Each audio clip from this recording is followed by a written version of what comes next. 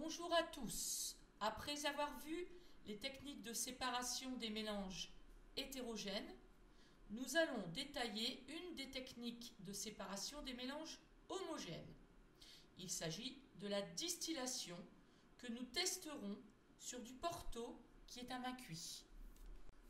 Je vais donc vous détailler le montage, à commencer par le chauffe-ballon, le ballon dans lequel j'ai mis le Porto, la colonne à distiller dans laquelle on aperçoit des sortes de petites stalactites qui vont ralentir les vapeurs en les refroidissant et les liquéfiant afin de pouvoir séparer les différents liquides du mélange.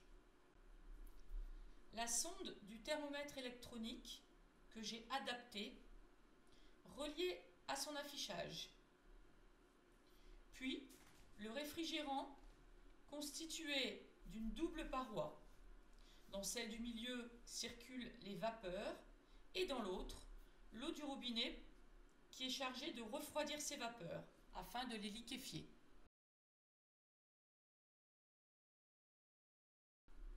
Au bout du montage, on a placé un bécher qui va récupérer le liquide appelé distillat. Plusieurs béchers ont été prévus pour séparer les différents distillats. Nous envoyons l'eau qui va remplir doucement le réfrigérant. Cette eau circule tout au long de la distillation pour permettre de liquéfier correctement les vapeurs.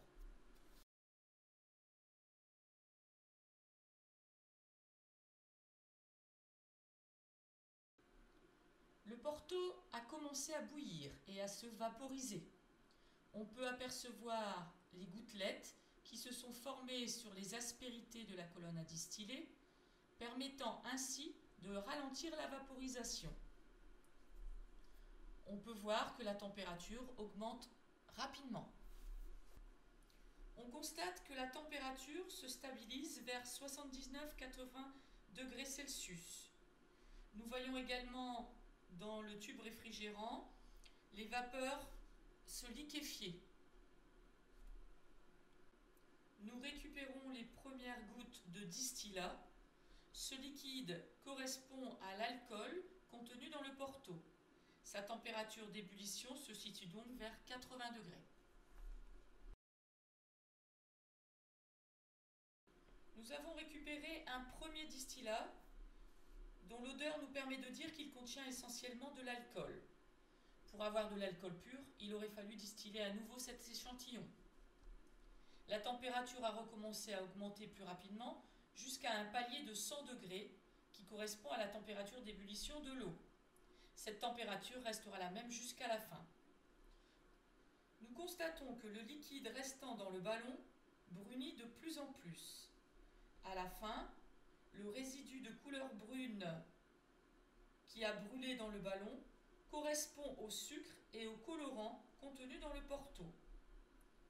La distillation nous a donc permis de séparer l'eau et l'alcool, qui sont les principaux constituants du Porto.